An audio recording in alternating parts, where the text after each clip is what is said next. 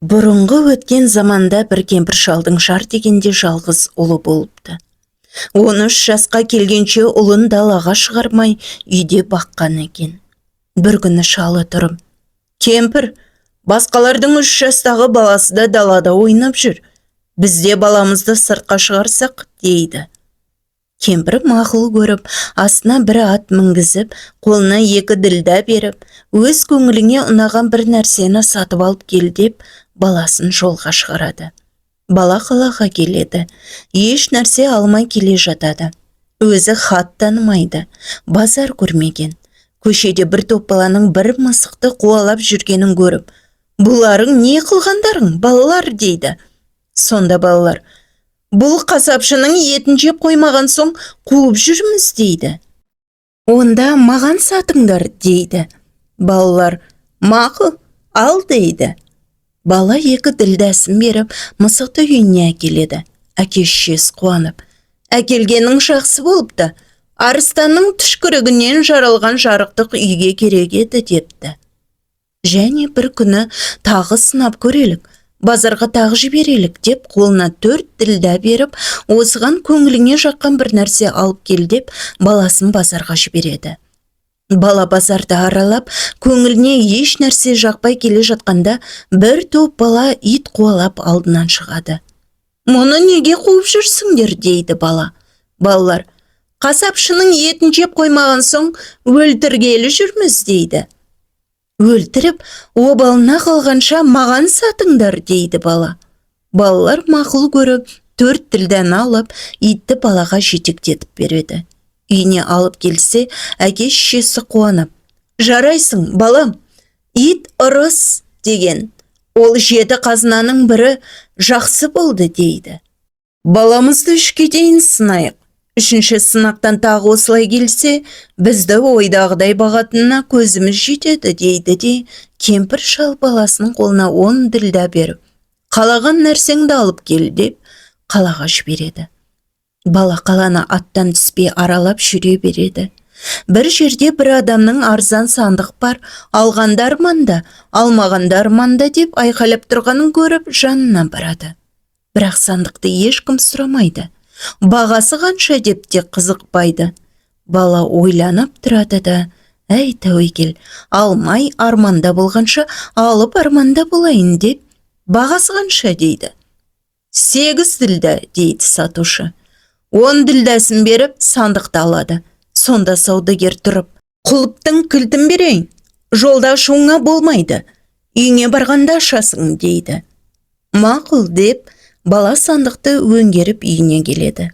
Әке-шешесі алдынан шығып: «Бұл жолда жақсы келді, дүние келді» деп қуанып қалады.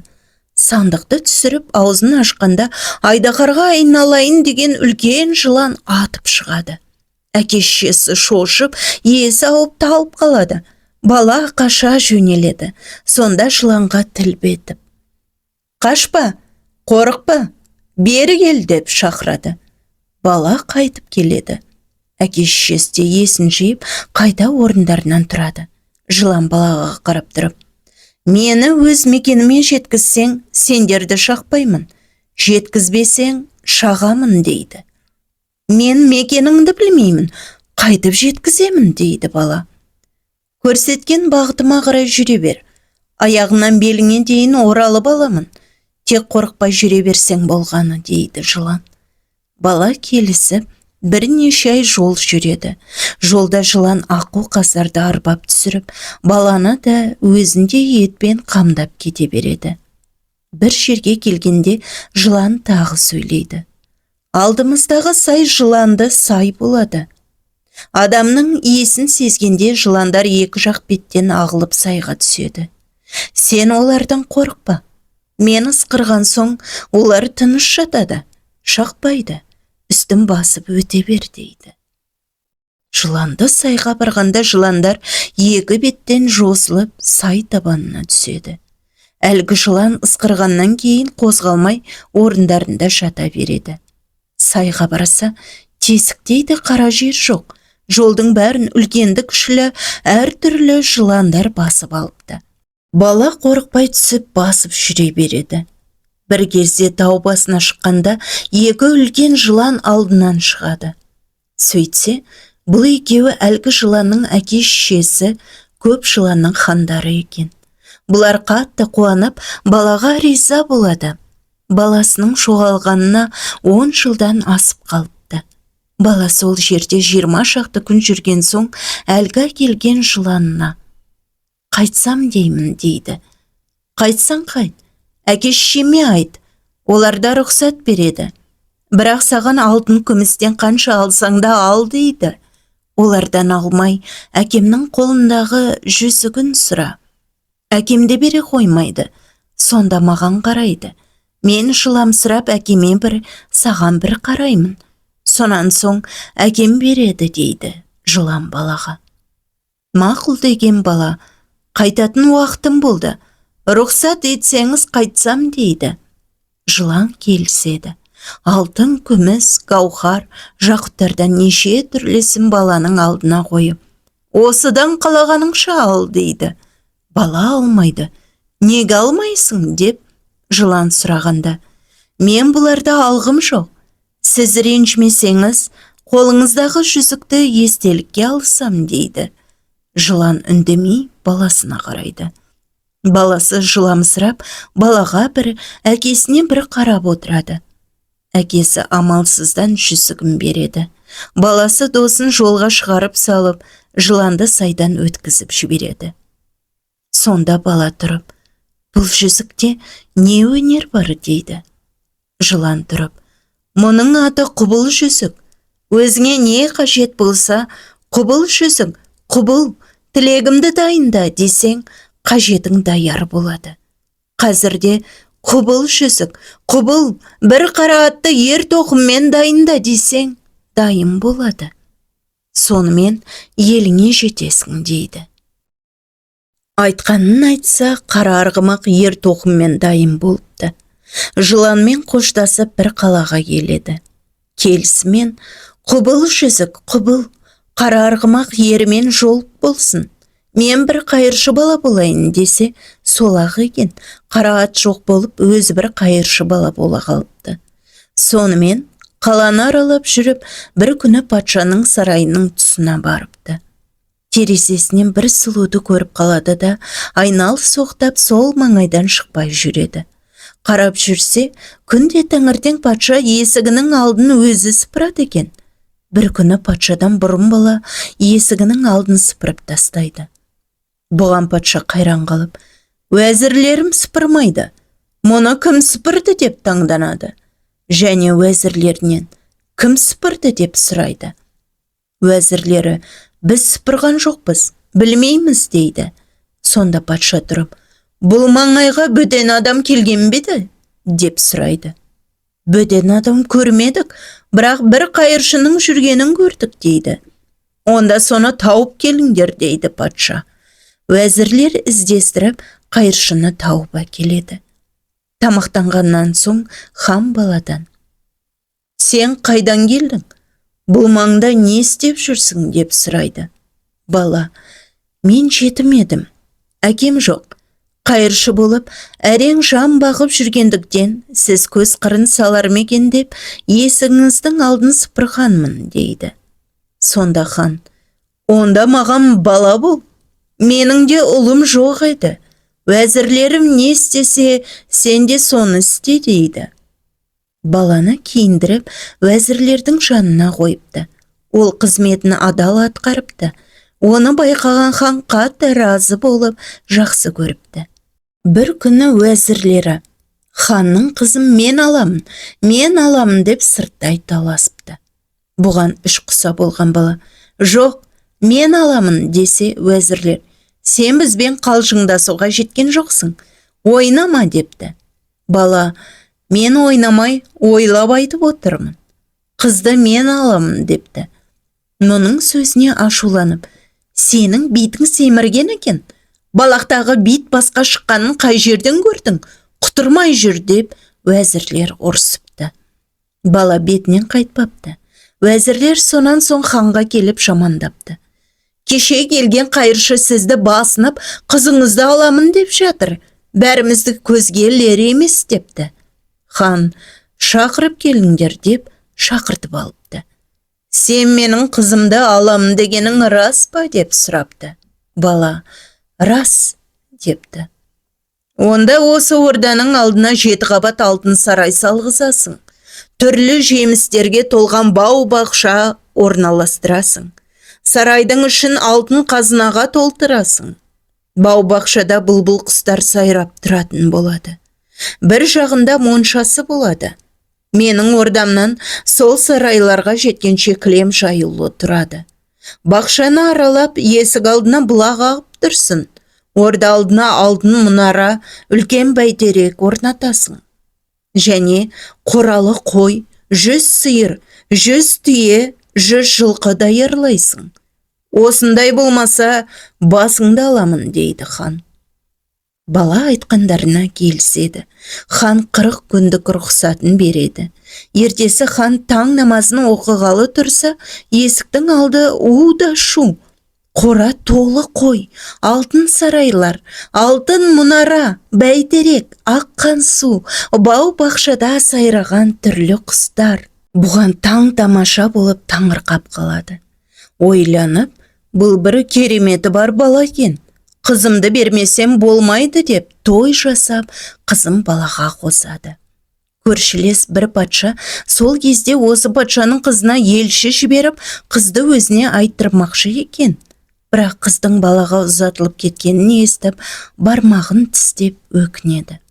Баланы тауып, түбіне жетейін деген байламға келіп, оны кім тауып келсе, қалғанынша қазынадан алтын күміс беремін, өзімнің жақын адамым етемін деп халқына жарлық етеді. Бір кемпір шығып, мен табамын дейді. Желмаяға мініп жолға түседі. Ханның күйеу баласы біраз күн тұрған соң, еліме кетемін деп ханға дат айтады. Сиқыршы жүзігіне құбыл жүзік, құбыл 2 жирен ат, ер тоқыммен даяр болсын деп 2 атты даярлап алып, келіншегімен жолға түсіп, үлкен бір судың бойына келіп тоқтайды. Осы жерде алтын сарайлар даярлатады. Аңшылық етіп күн көреді. Күнде ауға шығады. Күндердің бірінде өзін істеген кемпір үлкен судың бойында алтын сарайда 2 адам бар дегенде естіп, осы жерге келеді де, жел маясын тоғай шетіне жасырып, өзі баланың келетін жолында өтірік талықсып жатады. Бір кезде бала келіп, неге жатырсыз? Тұрыңыз дейді. Балам жоқ, жесір кемпір едім. Тентіреп күн көріп жүрмін дейді. Онда біздікіне жүріңіз деп үйіне ертіп келеді. Әйелі жақтырмайды. Танымаған мұндай кемпірдің пәлесі болады. Орнына апарып таста дейді. Күйеуі орнына апарып тастайды. Кемпір еріп алады. Қайтадан апарып тастаса, тағы да келіп алады. Бұларға шөпшең теріп, ерте тұрып, шай қайнатып, оларды оятып, шай тамақтарын беріп, сол үйге әбден сіңіп кетеді. Бір күні бала аңға кеткенде кемпір, күйеуінің аң аулағаннан басқа өнері жоқ, мынандай сарайды қайтып салдыңдар деп әйелден сұрайды. Әйелі, өзіміздің дәулетімізбен салдық дейді. Кемпір әйелге қайта-қайта, күйеуіңде не өнер бар? Өзің патша алуға лайық әйел бола тұрып, бұған қалай тейдің дейді. Әйелі, бөлек өнер жоқ дейді. Кемпір қоймай сұрай берген соң, бір жүзігі бар, өнер сонда дейді. Онда сол жүзігін сұрап алып, тамашалап отырмайсың ба дейді кемпір. Әйелі, сұрағанға бермейді, өзімен бірге алып жүреді дейді. Кемпір тұрып, сен сұра, 1-2 рет сұрағанға бермесе, теріс қарап жатып ал дейді. Мақұл деп, күйеуі келгенде сұраса, күйеуі бермейді. Не керегі бар? Саған оның қажеті жоқ дейді. Және ауға кетеді. Кемпір, берді ме деп сұрайды. Берген жоқ. Оны түнде қайда қояды дейді кемпір. Аузына салып жатады дейді. Кемпір ойланып, өзім ала алмайды екенмін, қайтсем де алғызайын деп әйелді желіктіреді. Сен сұрап ал, ақыры береді. Жүзіктің өнері арқылы өзіңе керек нәрсені алып отырасың дейді. Әйелі күйеуінен және сұрайды. Күйеуі бермейді. Үшінші ретте теріс қарап жатып алған соң амалсыз береді. Күйеуі аңға кетеді. Кемпір, алдың ба? Дейді. Алдым, дейді әйел. Көрелік деп кемпір көрген болады. Шіркі, не деген жақсы, менің қолыма тура келемекен деп қолына салады. Жүр, далаға шығып сейілдейік деп, үйінен бір талай ұзап жел маясын қойған жерге жақындап барады. Қызға, анау не нәрсе деп ертіп алып барып, кемпір мінеді. Кел, сенде мінгесіп көр деп, құбыл жүзік, құбыл, алтын сарай жоқ болсын, біз патшаның үйіне баралық дейді. Алтын сарай жоқ болып, өздері патшаның ордасынан шығады. Патша қуанып, кемпірді алтын күміспен сыйлайды. Аңға кеткен бала үйіне келсе, жұрты жатыр. Әйелі де, үйде жоқ. Жүзікті бергеніне өкініп, құсаланып, сол орында күн көріп тұра береді. Бір күні баланың мысығы түс көреді. Түсінде иесінің бір үлкен судың бойында жалғыз қалғаны, үй, мысық иттері ойлап, қайғы шеккенін көреді. Таңертең итке, сен не білдің десе, ит, ештеңе білмедім дейді. Сонда мысық, мен бір түс көрдім дейді. Мұны естіп, итте, мен де түс көрдім деп өтірік айта салады. Қандай түс десе, ит айтып бере алмайды. Өтірік айтқанын біледі де мысық итке, менің түсімде еміз далада жалғыз қалып, қиыншылық көріпті. Барып, көмек берелік дейді. Ит келіседі. Бұлар баланы іздеп сапарға шығады. Жүре-жүре үлкен дариядан өтіп, баланы тауып қуанады. Оның жұртта отырғанын көріп, не болды деп мысық сұрайды. Сонда жүзігінен айырылғанын, әйелін кемпір алдап әкеткенін айтады. Біз тауып келеміз, сен басқа жаққа кетіп қалмай, осы жерде бол дейді олар. Мақұл деп, бала сол жерде қалады. Бұлар жүзікті іздеп сапарға шығып, қаланың шетіне келеді де, бір теректің түбінде демалып отырып, мысық итке, сен осы теректің түбінде қал, әйтпесе қаладағы иттер сені талап тастайды. Мен барып патшадағы жүзікті алып келгенше отыр дейді. Ит келіседі. Мысық жүгіріп отырып, патша сарайының терезесінен үйге кіреді. Патша ұйықтап жатыпты.